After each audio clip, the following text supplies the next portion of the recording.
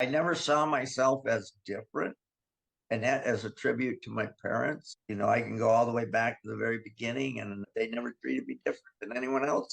And they never told me no. I mean, they told me no, but not to trying different things.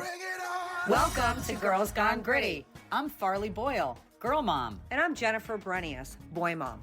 Together, we're Team Boyle Renius. Each other's ride or die.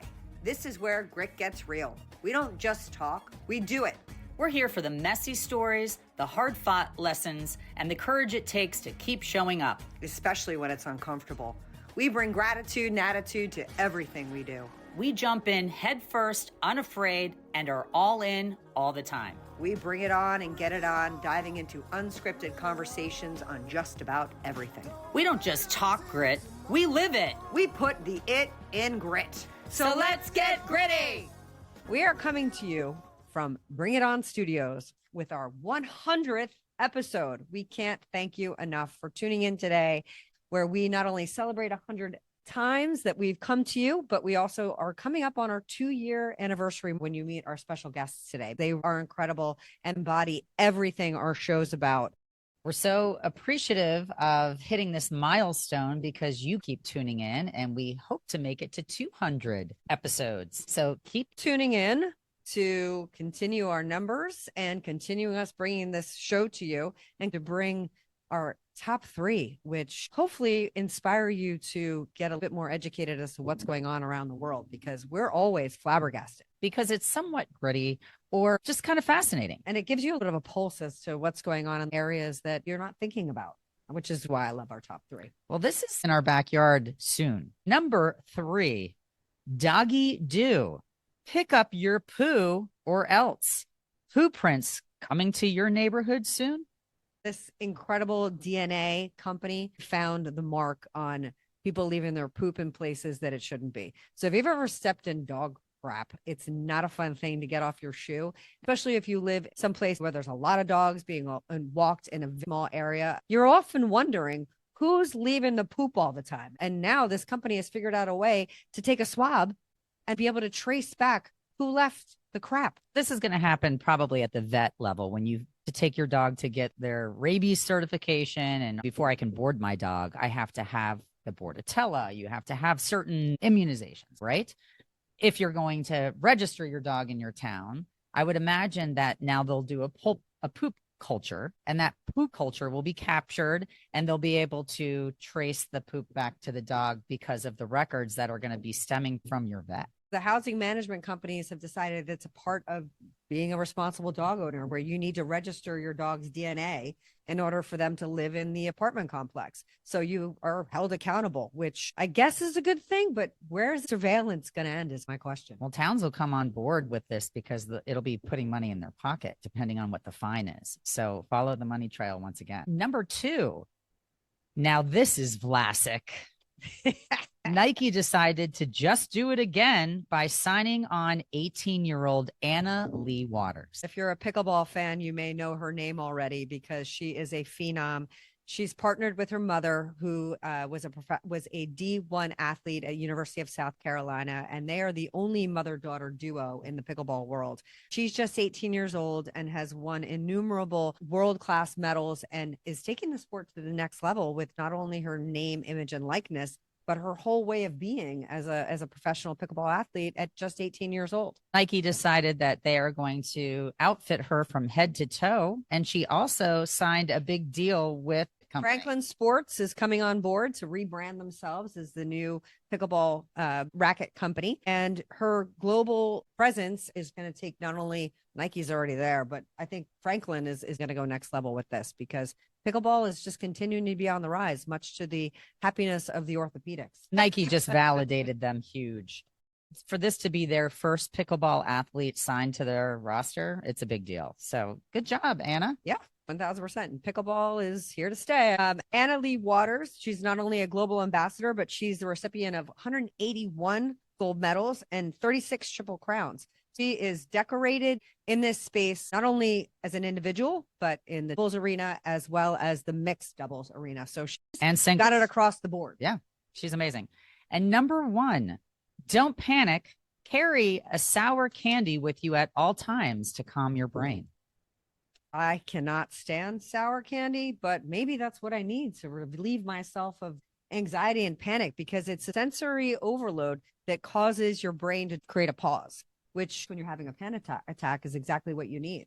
This is the new suggestion. They're not saying that it's a treatment option, but it's like a fire extinguisher. If it can make you stop thinking about whatever it is that's causing you to be in a panic state of mind or feel like you're having a panic attack, you throw in a piece of sour candy and it takes your brain somewhere else because of all the receptors having to handle sour, and it makes you lose focus and not be so fixated on whatever is causing you stress. And I learned the gustatory system, which is your system of taste. You have 5 areas of taste, which are sweet, salty, bitter, umami, and sour, which is the one that this heightens. Remember, it showed the tongue being broken out, and it shows you where each of those are. Yeah.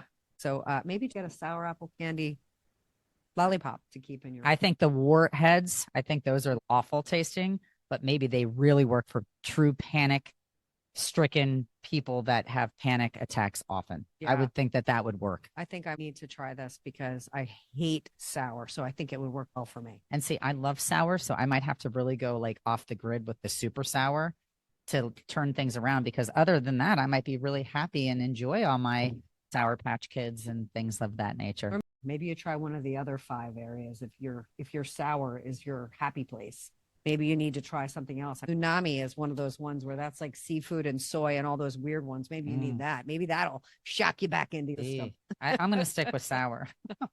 There's proven science there. Well, there's nothing shocking about our guests today. They are incredible human beings who have taken a story and made it into a movement. Today, we have exceptional guests that will not only motivate and inspire you, but they're going to tell you a story so heartfelt that it actually changed my life. You are looking at Dave Clark and Doug Cornfield. And I was lucky enough to meet Doug standing at a bar at an event for the High Fives Foundation in New York City, where we had a real conversation that led to this incredible moment right now. Welcome to our studio. Yay, Well, welcome. Thank you. Thank you. A bar is not a normal thing for me, but conversation is. Listen, to have a conversation at a bar, you might have been the last one that I've had with a stranger. And now we're not strangers. And I think it's fantastic. Socializing at bars works. It for sure. Especially when you're mission-based human beings like both of you are. Well, we were at a mission-based event that I know you're part of as well. And I had a good conversation with Roy. So that was good too. See, Roy Tuscany, we're looking to get him on as well. Anybody that does anything for people that need an adaptive element to participate because of an injury, because they were born that way, that is teeing us up to why you guys are here today, doing such powerful things. So take it away. Tell us about not only both of you, but Disability Dream Do. Dave's got a story that's going to win everybody's hearts. Let me introduce Dave because I have a son that was born with neither arm. It's our connection. When I was living in Atlanta, I was studying for my Series 7 to work with at Merrill Lynch here in Corning. So I was transitioning from Atlanta to upstate central New York.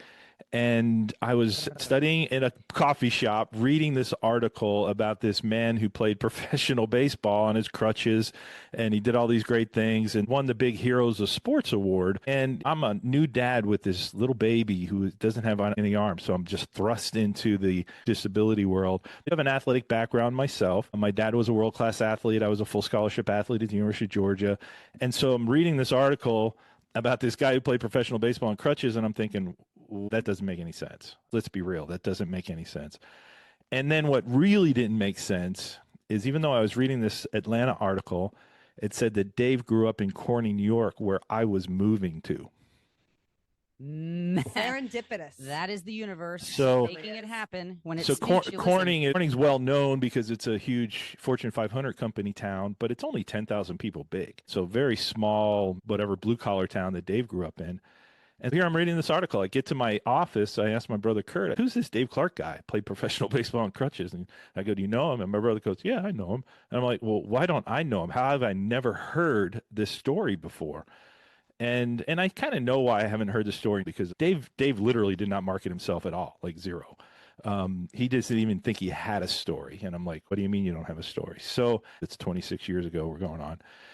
And so I reached out to Dave. I'll give you the real quick rundown because it's kind of what we do in our video presentation at our keynotes. But Dave, polio, has never walked without crutches or braces. You flash forward, he got his first professional baseball contract to pitch for the Pittsburgh Pirates organization at their minor league level. Parlayed that to 10 years of pitching all the minor league levels and major leagues in Sweden. He had a 4-year deal to play in the major leagues of Sweden. The Chicago White Sox were looking to pull him up in the 70s to the majors. That didn't happen. There's all stories behind that. A crazy knuckleball. A crazy knuckleballer, because you gotta understand, if you're a pitcher and a 5'2" guy on crutches that you'd never heard of played professional baseball, Dave developed a nasty knuckleball. It was his desperation pitch, he calls it. Well, he went on to blow his elbow out in Sweden, bought a team. He's the owner of the Indianapolis Clowns, one of the most famous Negro League baseball teams that had integrated white players that he played for in the 70s. He was the Heroes of Sports Award winner, scouted for 6 different Major League Baseball teams, was an international coach, Major League Baseball coach, minor league baseball coach, owner, Olympic coach, all this stuff at 5'2" on crutches. What hasn't he Wow. done? Okay. I mean, And seriously. so as a father with a child with disabilities, obviously I had to get to know him. Oh, yeah. And he had finished his coaching career in Sweden as a 3-peat championship coach. Won 3 times, gave it up, and then went more into scouting. And so he moved back here to Corning, and he was just part-time coaching a professional baseball team in Elmira, New York. So I took the family to this game and had my son Gideon in my arms. He was just a toddler. He wasn't even walking at the time. Reached around the dugout and asked Dave to meet with me. And I dropped my brother's name because I knew Dave had known my brother. And Dave said, hey, give me a minute. I think he had to meet with the media. So I remember waiting for him after his interviews with the media. And then he came over to me, and I got his cell phone number. I called him, and then we had a breakfast meeting a few weeks later where I just dropped all sorts of questions on him. And the one thing that I remember, this is 26 years ago, about that breakfast meeting was how hard it was for him to get around. He had gotten to the point where he was in a scooter and thinking, how this guy played professional baseball? So it didn't make any sense to me. And then the other side of it, I asked him, what did your parents do? I wanted to know how he was treated by teachers. All of those kind of things were questions that were bubbling in my brain. And then Dave said, Doug, nobody's ever asked me questions like this before. And this is a guy who gets questions all the time. What was your pitch? What teams did you play for? All that kind of stuff. I was taking it at a totally different angle. And so with that, we became friends. He became a client 10 years after that. When I left Merrill Lynch, I told him I wanted to promote his life story, and he told me he wanted to run more sports camps for kids with disabilities. And so here we are. Perfect marriage. Yep. Dave, we're in awe of you. Complete awe. And you just were doing you. You're so humble, and you didn't think you had a story to tell because you were just living Dave Clark's life. Well, that was it. When Doug approached me, I thought I was another millions of guys who played professional baseball. Not on crutches. Retired. Well, that's what Doug said. That's what. And not a million either, I don't think. Not even close. And I never saw myself as different. And that as a tribute to my parents. I can go all the way back to the very beginning, and they never treated me different than anyone else. And they never told me no. I mean, they told me no, but not to trying different things. I also played ice hockey up through the collegiate level. I was a goaltender. And I remember going to my mom and saying, I want to try ice hockey. She looked at me. I didn't get that look too often. She looked at me real strange, and I could see the wheels turning in her head. And finally she says, all right, I'll make a deal with you. You can play hockey, but the day you come home missing a tooth is the day you're done. Well, I still got all my teeth. But those were the things, my brothers never treated me differently. And, I was disciplined the same way. I do have a story that I know now. They did doubt. They doubted me, but they never showed it. My parents never, ever showed their doubt. How did they doubt you? What was the framework of that?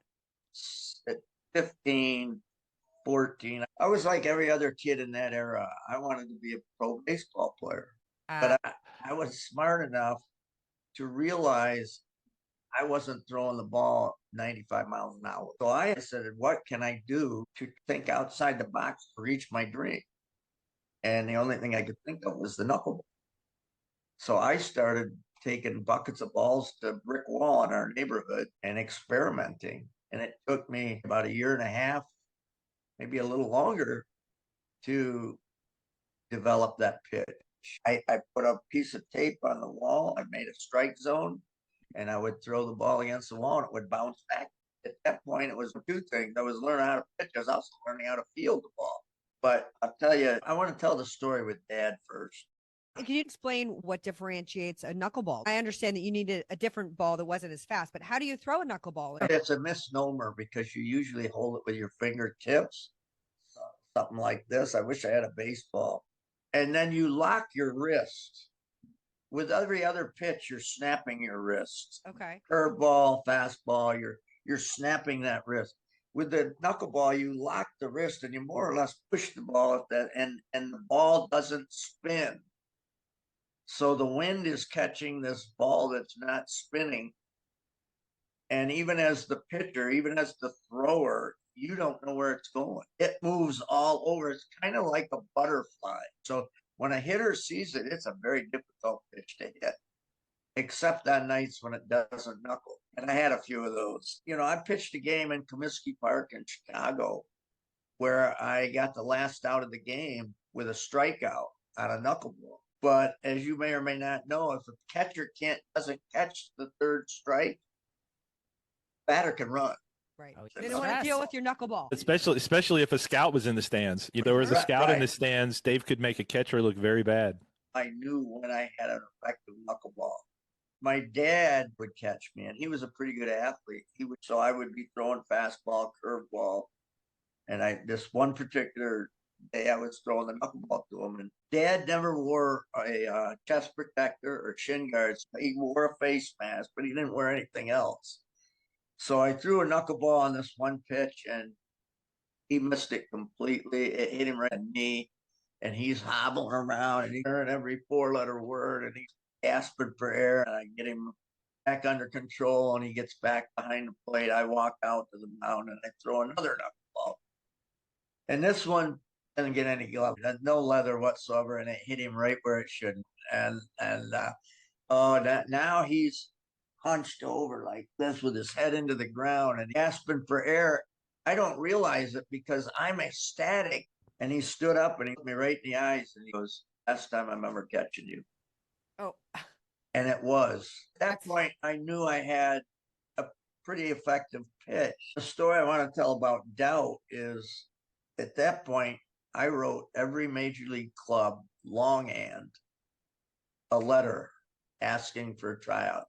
There were 24 teams at the time. So I wrote 24 separate letters, sent them out, got 3 replies, got 1 opportunity. When I got that opportunity, I didn't know it at the time. And in 1988, this was in 1971. So in 1988, when I finally stepped aside and retired as a player, I'm at my parents' house in the fall and I'm watching the NFL with my dad on a Sunday afternoon. And I'm sitting in a chair, Dad's on the other side of the room. I realize Mom is standing next to me and she's been there for a couple minutes, not saying anything. And I finally looked up and she's holding an envelope. She says, "Read this." It was from 1971, postmark. It was from the scout that signed me. That's like human right there. It was sent to the neighbor's address. My mom was smart enough to know that I picked up the mail sometimes. So she had it sent to the neighbor. I open it up and I start reading it. And I realized she had sent that scout a letter telling him to let me down easy. It was my dream to play pro baseball. And when the time came, she knew I wasn't going to make it. Please let me down easy. And when I look back up at her, she had tears running down her eyes. And right then and there, I knew my mom and dad doubted that they did not transfer that doubt. Because if you transfer doubt to somebody dreaming, they're going to start doubting themselves. My parents didn't do that. What a story. That's amazing. They were trying to protect you. And They were. That doubt was translated as that protectionism. And that's an interesting thing for people to hear out loud. For good intention, sometimes you're doing that. But more importantly, you're passing on something that is not really what goal-oriented Dave needed. So thank God for using the neighbor. She was very smart the way she did it. I mean, Yeah. that was love. That was love protection. And, your dad didn't step back out on the plate to catch for you. That was love too. He was like, he's done it and I can't protect myself. And you were ready. Yeah. It's fantastic. Yeah. What a fabulous story. My husband, when I was telling him about you, said, you have to ask Dave, how did he cover first base as a pitcher? Did you have to do that? Yep. And I had a couple of good managers. They timed me. They would set up a defensive alignment and also bunting. Guys at that level, they're going to bunt on me. So I had two options. One, I could throw at their head. If they tried to bunt, hey, it's dog eat dog. But the coaches would set up mock infields, and they would see how far I could get in that time period. So they'd set up the infield accordingly. They would see on a bunt how quickly I could get to it. If not, the infield had to play a little bit more in.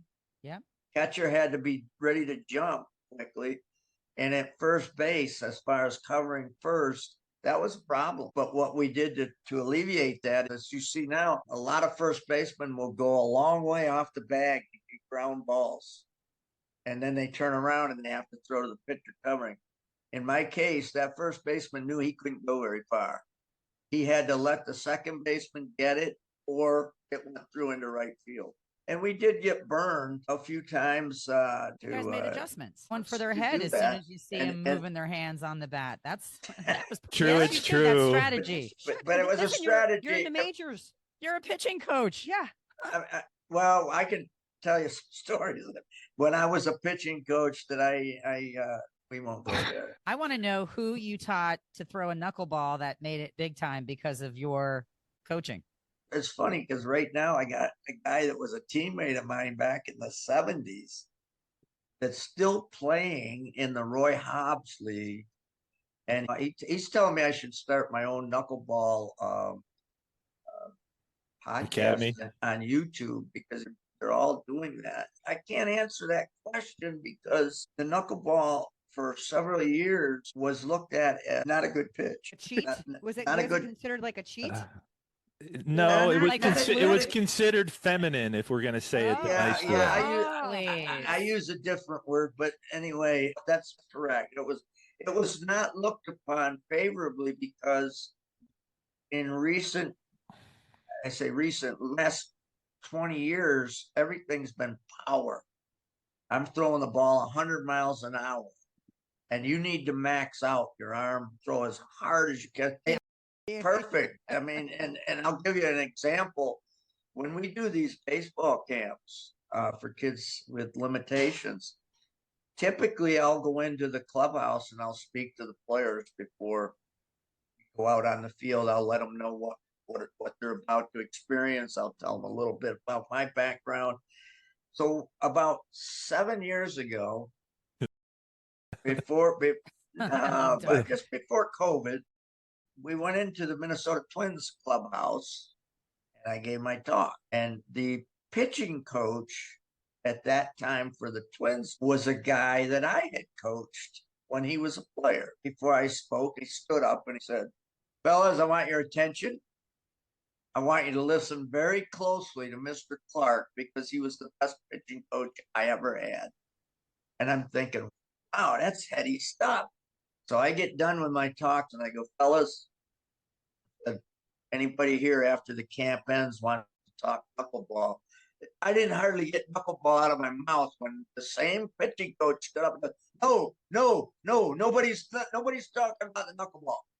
So I went from being the best pitching coach to nobody's talking about the knuckleball. And last year, I gave the same talk. At the end of the camp, several pitchers came up to me and said, "Can we talk knuckleball?" And I said, only if the Twins give you the okay. They did. And I ended up working with 3 guys, teaching them the knuckleball this past year. So the mentality is beginning to change. They're wanting the knuckleball to come back now. I would want as many tricks up my sleeve as possible. I'd want to know how to throw anything and everything. Yeah, absolutely. I think it's about the you perfect think it's a knuckleball candidate would be. right. You think it's about winning. One of the things that's maybe changed is that one of the guys that worked with Dave last year was an outfielder, one of the position players. And what's happening is if there's a blowout game, they don't throw one of the guys from the bullpen from the regular pitching so because they don't want to wear out his arm. So they get one of the infielders who can throw a little bit to have a good shot of getting people out. It's an interesting strategy, and we'd like to tap into that a little bit. We'll talk with our Philly connections. We're trying to get some more meetings with the Phillies. There's so many pitches, but what I try to emphasize is you only need 3, and pitching is destroying the timing of the hitter. So you've got to have pitches that have a change in the velocity. But my fastball topped out at 79, which at the pro level you can catch with a Kleenex. And so my knuckleball came in at about 63, 62. So when you're throwing a pitch at 60 some miles an hour, and then you throw one at 79, there's a big variance of speed. So you're destroying that timing of the hitter. And I believe pitching is more about destroying the timing than it is about throwing 100 miles an hour. Absolutely. So reading the mentality of your batter and trying to anticipate what they think you're going to throw. It's a cat and mouse game all the way. And one thing about the knuckleball, even if you just throw it once and that hitter sees the knuckleball, you planted a seed up here. He's like, what was that? Oh, no, it's the knuckleball, because hitters hate knuckleballs. I'm curious because I know in different leagues, the pitchers bat and others don't. So were you also a batter? And how was that experience? And how did that help you with your pitching style?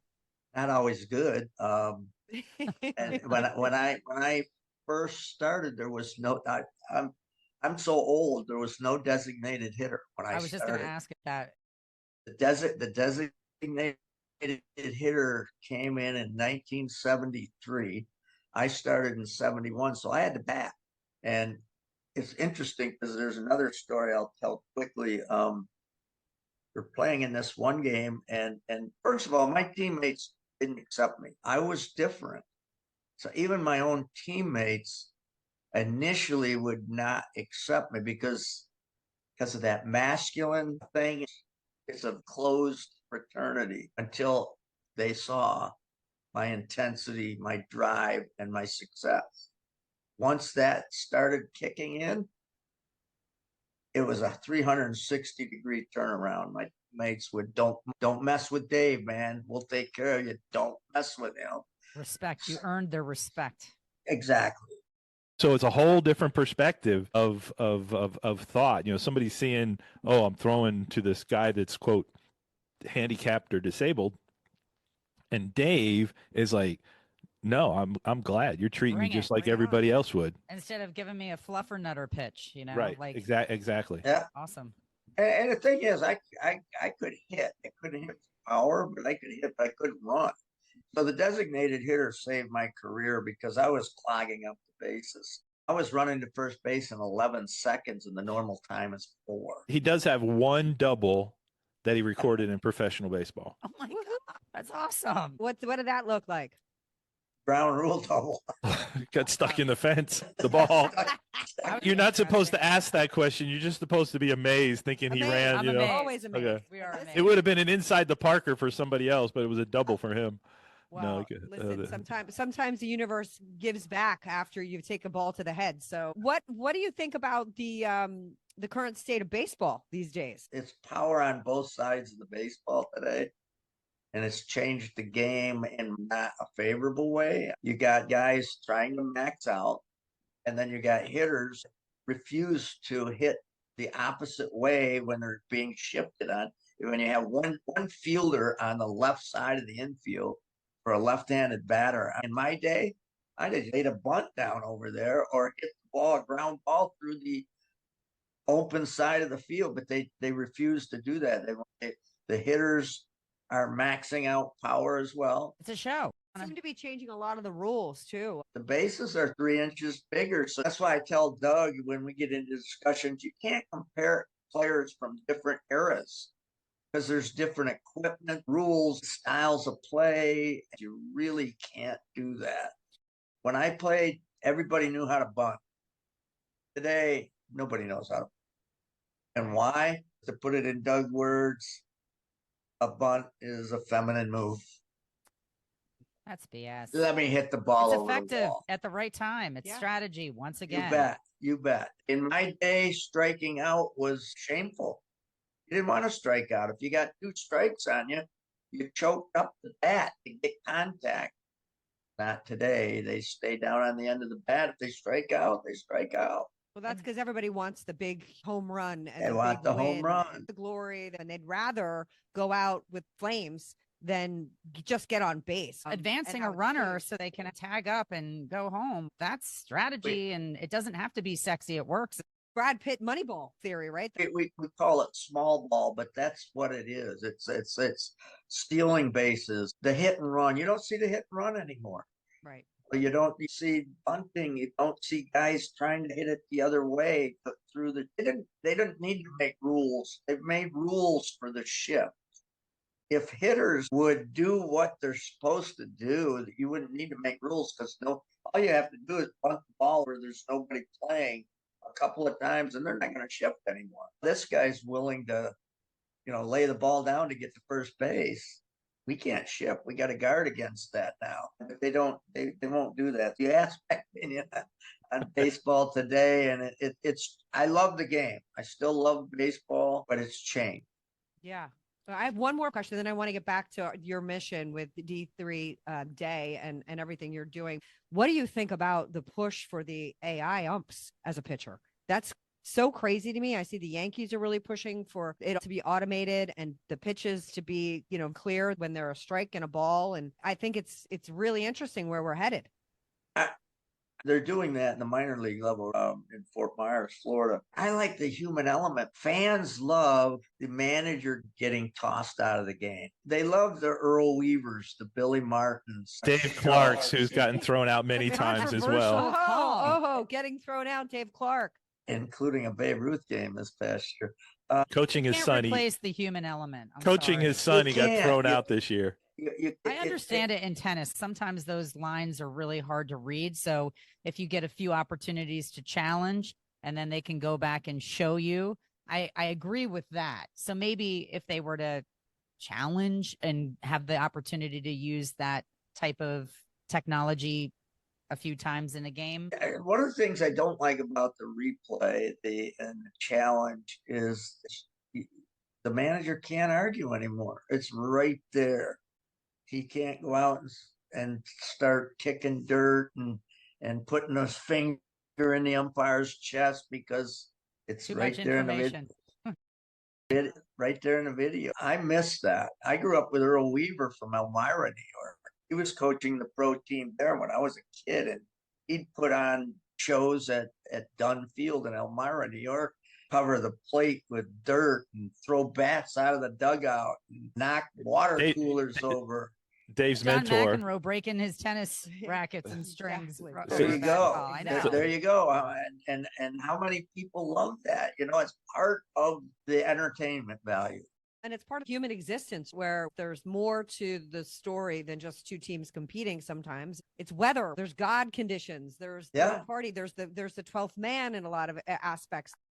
The home advantage, the away challenge. There's so many little nuances that when we try to perfect the game, we're taking away some of those greater goods. It's why it's interesting, right? It's why the story is interesting and why your story of perseverance. And as a young person growing up, you move through where today, sometimes we change the rules too quickly where we don't have that adversarial situation come up. We're trying to make everything vanilla.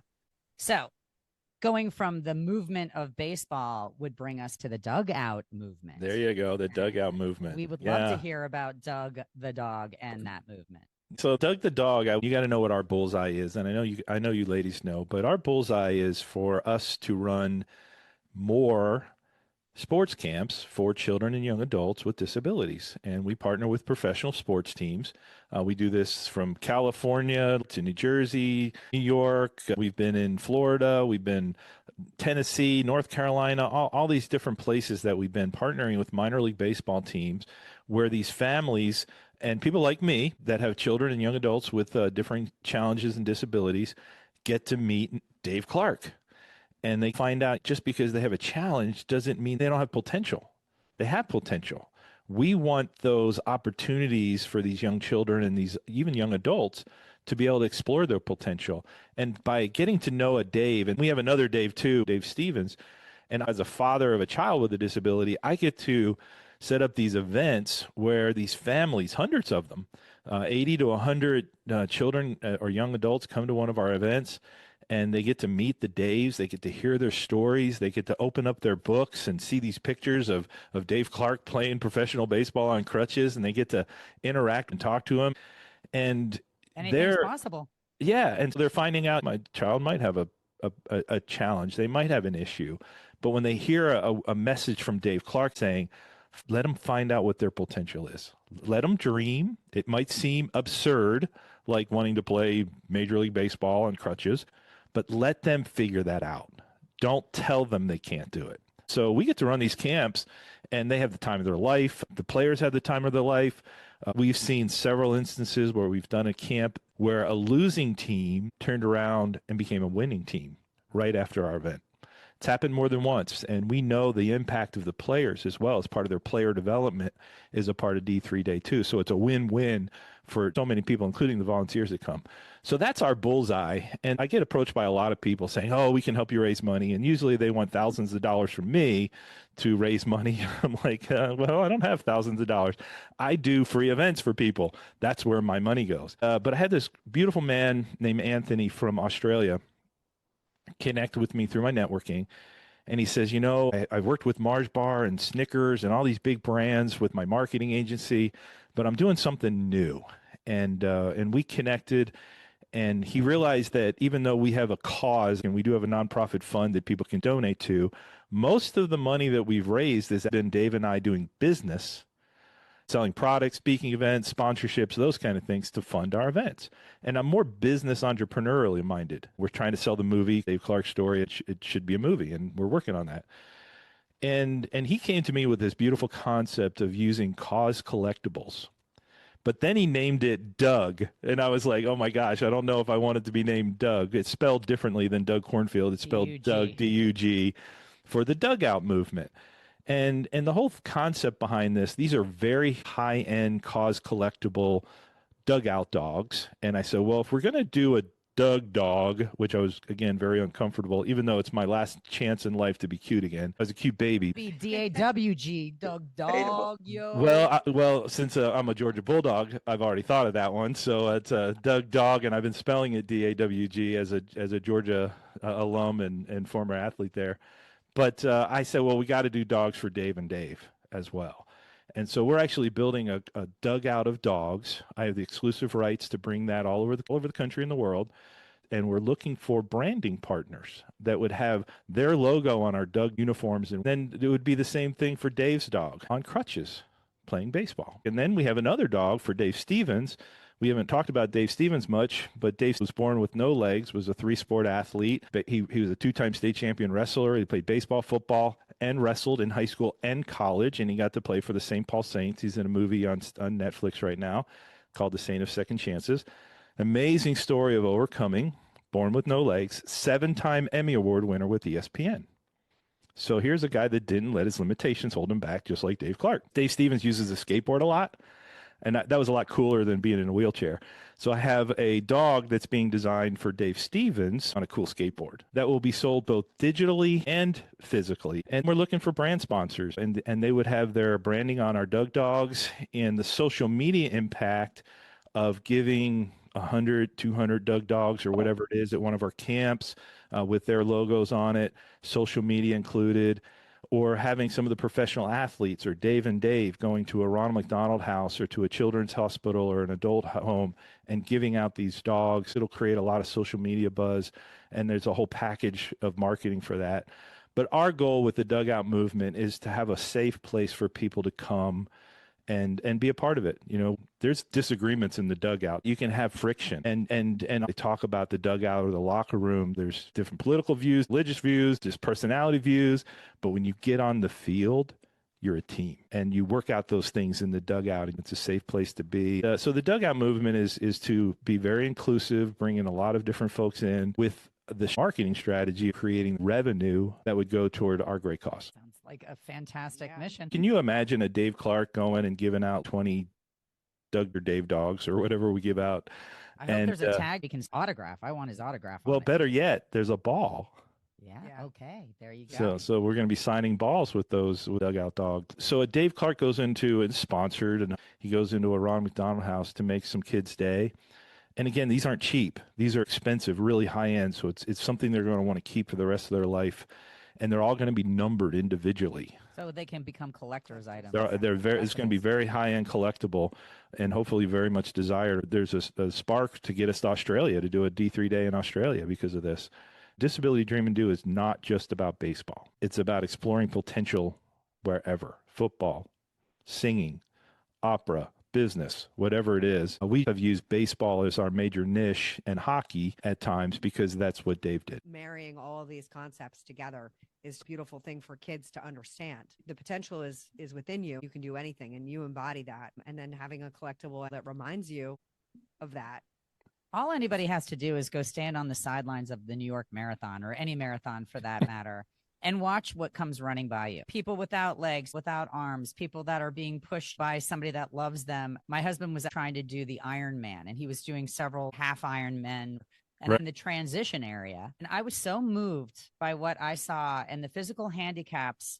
First of all, just doing an Ironman is hardcore. It's insane. To have a physical limitation of some sort and then signing up to do the Ironman, I am in awe. And my husband and I used to always watch like ESPN, that Ironman that would air in Hawaii. Right.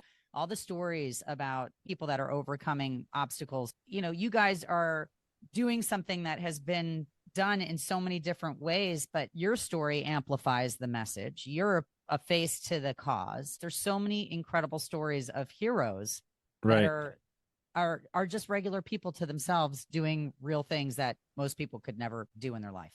Right. And we want to explore that to the nth degree. I've had a strong desire to get Dave Clark's story into the movies, and I felt like it should be a movie. It should. And it's being pitched, but if anybody's listening to this and they want to reach out to us on that level, because obviously doing a movie is not an easy thing. And I've learned that one, although we thought we hit the lottery back in 2019. And we signed a deal in 2020 only for everything to get shut down. It's all in God's timing with those things, and we just got to have faith to keep moving on. And one of our stories that we didn't even tell, we should end with that story. Well, the story is so apropos, and I wrote a children's book about it. And I'm going to let Dave share first part A of this story, but let's go all the way back to so before three of us were born on this podcast, one person was born, and that's Dave Clark. And think about being the different kid in 1958, mainstreamed, who's walking with these heavy Forrest Gump-like braces, tiny little crutches, and he's in first grade. Kids are cruel. Go ahead, Dave. My memory doesn't go back that far. I'm sorry. As I alluded to earlier, my parents, my brothers, and neighborhood kids, they never treated me any different when I was growing up. So I didn't feel any different ever in my life until I started school. And bullying's been around a long time, and it was done differently back in my day, but there was still bullying and a lot of it. And I was subjected to that because I moved about different. I looked differently. This story comes about in the first grade. Teacher announces a walking field trip to the local fire hall about 5 blocks away, and all the kids are rejoicing because they're going to get out of school that day. My mindset is, I got to walk to the fire hall. I'm going to slow the class down. And she announced it a couple of weeks ahead of time. So I had 2 weeks of anxiety, and every day anxiety got more and more. And the day of the trip comes, and I tried to play sick. I woke up that morning and Mom, let's get dressed, ready for school. I don't feel good, Mom. Mom was tough. Mom could read through me. She goes, "You're not sick. Get up, get your braces on, let's go." Unlike today, kids back then did what their parents told them to do. So I got dressed, went to school full of anxiety. I'm preparing myself to get bullied. Teacher announces, "All right, let's get ready to go. Line up." Did the only thing I could think of. I waited for everybody, and I was the last one in line. I figured if nobody looks back, I'll eventually catch up, and that's the only chance I've got. So I went to the very end of the line, and just before she lets go, little 6-year-old named Ernie Pound pulled up by radio flyer wagon up. He goes, "Dave, I brought this to school to pull you today." I was, wow, what a relief. And Ernie starts pulling me, and all of a sudden, all the kids wanted to try taking their turn pulling. Became a good thing. We got to the fire hall. It was a great time. Jumped in the wagon to come back, and everybody wants to take their turn pulling. Pull each other along. Look at the hat if you're watching on YouTube, because it's an iconic image that will be forever ingrained in my brain. I love this story. We got back, and the whole day had transformed for me because of what Ernie did. That act of kindness. Even the teacher didn't think of something. I want you to fast forward to the book signing. That's kind of my side Okay. of the story. So, Dave, you got to get your story out there. We'll figure out what happens later. And so with that, he wrote a book called A Diamond in the Rough, the Dave Clark story. It is available on Amazon or on our pullingeachatheralong.com page. In chapter 2, it's basically called My Saviors, like the people that really saved Dave, that helped him. And he talks about his dad. He talks about phys ed teacher. He shared the story about Ernie Pound bringing the wagon and saving the day. And I'm rereading that chapter one day because I had set up 5 different book signings for Dave in the Corning, New York area. He's a little bit of a legend here, so we put out notice in the newspaper. And while I was working on that book signing for him as a friend, I wound up rereading the book. And as soon as I got to the chapter where it said, "And Ernie, I thank you from the bottom of my heart," I go, man, I got to find this Ernie Pound. So I go to my phone book. That's how long ago this was. And I find an Ernst Pound living 45 minutes away in Odessa, New York. Awkward phone call because it probably had caller ID back then. And you could tell when this gentleman got to the phone, he didn't want to answer any questions because I was like, "Hey, I'm looking for an Ernie Pound that went to first grade in Corning, New York." And he's like, "I don't know." He literally didn't want to answer any questions. And I finally said, "Well, there's an Ernie Pound I'm looking for. I don't know, it could be your son, it could be relative or whatever." But he brought a radio flyer wagon to school to help out a classmate back in first grade. And the next thing out of Ernie's mouth was, "I remember the wagon." He told me it was his sister's. And it wasn't Dave that he remembered because Ernie's family had left the area after first grade and Dave and he had never seen each other again. I convinced him to come to a coffee shop book signing in Corning, so he had to drive 40 minutes, and he came. It was a snowy night at this book signing, gets in line. I see him with his teenage son at the time. I knew it was him when he walked through the door. I grab a book. These aren't even my books to give away, but I'm grabbing a book. Everybody else is buying them. I'm saying, "Dave's just going to want you to have one." He gets in the back of the line. I get my video camera ready. He comes up. Dave's sitting down. He looks up, and Dave says, "Who should I sign this to?" And he says, "We'll sign this one to Ernie Pound." Ah, it's just the best. That's awesome. And of course, it caught Dave off. It's one of the reasons I share this story is because we talked about being feminine earlier. Dave cries like a girl every time he shares this story. The reunion is what gets him. Oh, that right there is going to sell the movie. Well, we think so, but we'll see. Some writers think differently. Anyway, so we had this very emotional moment. I caught it on video. It was on the news later that night. The news came late, of course, but I had caught it on video, and then it was years later before Dave and I actually partnered. And I told Dave, "Hey, I want to do something with your story. I don't know what it is." But I did give Dave a speaking event in Orlando at the Peabody through his connections, actually. Big sports event. Some real big hitters were there. And Dave was asked to be on a panel, a diversity panel in sports, but they wanted him to speak for 20 minutes prior to the event. And he gets up there with notes in his hands. It's very raw, no presentation. But I caught him on film. And he shared that story publicly for the first time. You could have heard a pin drop in that room. It was thick with emotion.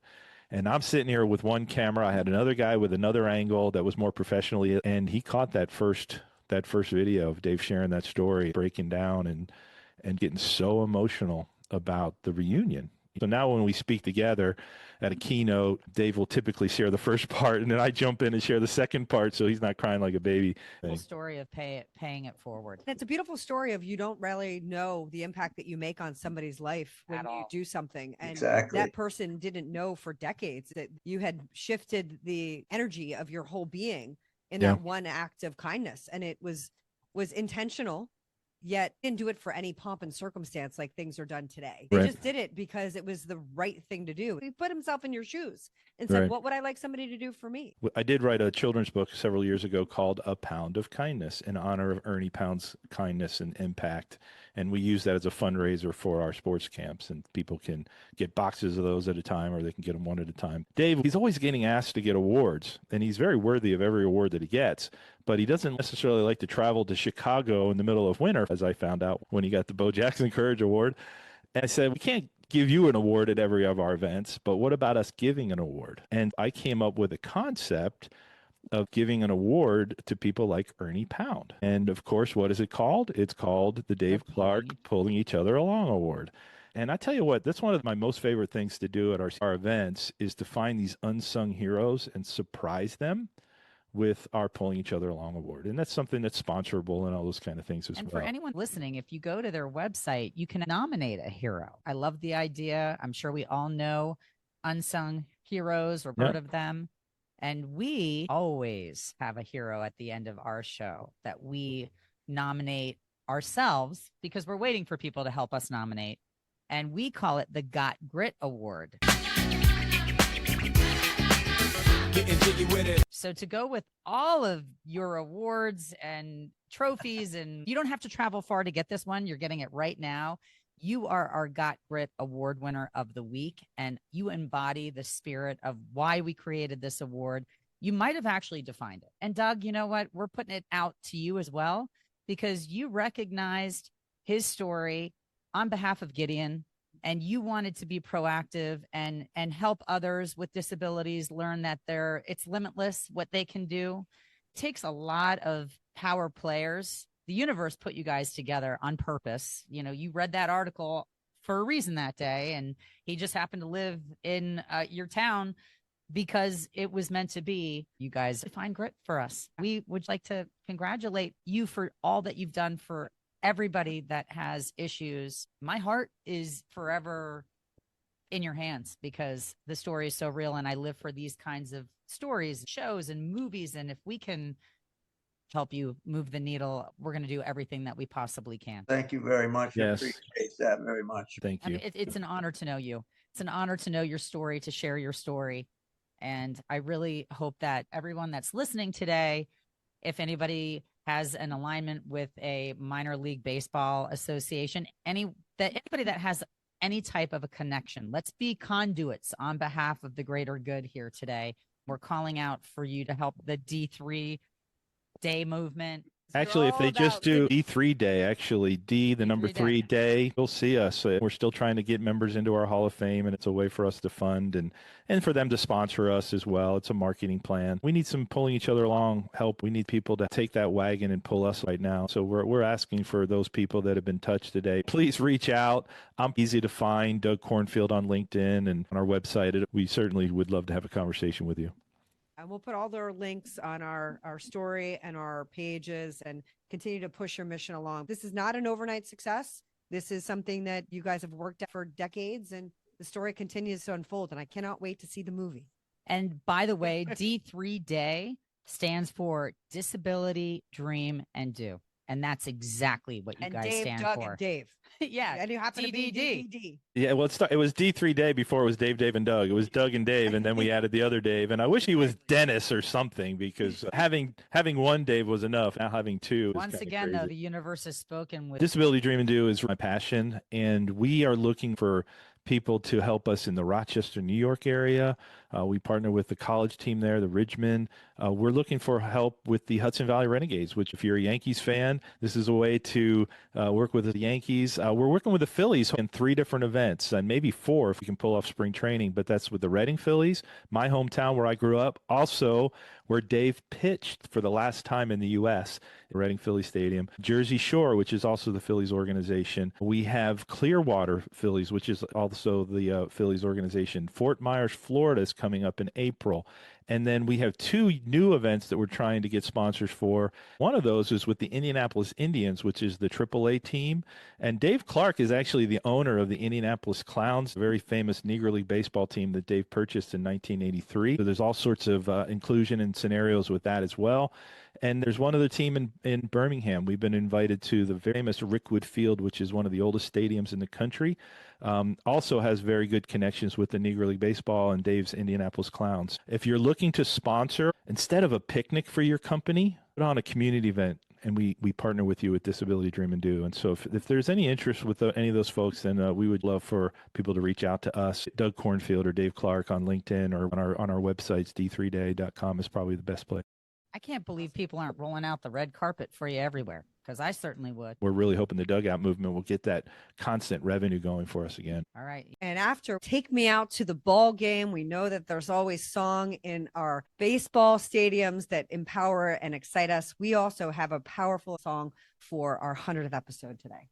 That's a little hint. Life is such a great adventure. Learn to live it as you go.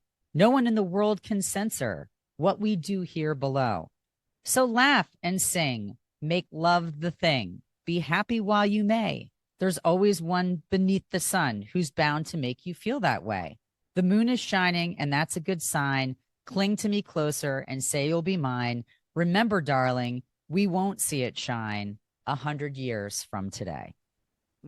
Who's that? Okay. And on another note, that song was called 100 Years from Today by Frank Sinatra. Well, I know that's Frank Sinatra, who is a crooner and an icon and grew up when baseball was still the original American pastime. So it aligns with everything that we've talked about today and inspires you to make your 100 years on this planet the best they can. Like we've made 100 episodes part of our story.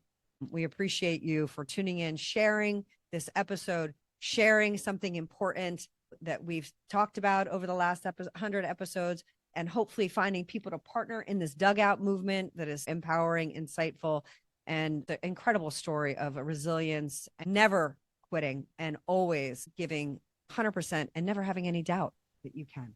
Thank you so much for coming on. And we want to be at the movie premiere, please. Done. Awesome. Done. Thank you for tuning in to another episode of Girls Gone Gritty. Visit us on Instagram, Facebook, and now TikTok. If this episode hits home, share it with someone who needs to get gritty. Own it and put the it in grit. See you next episode.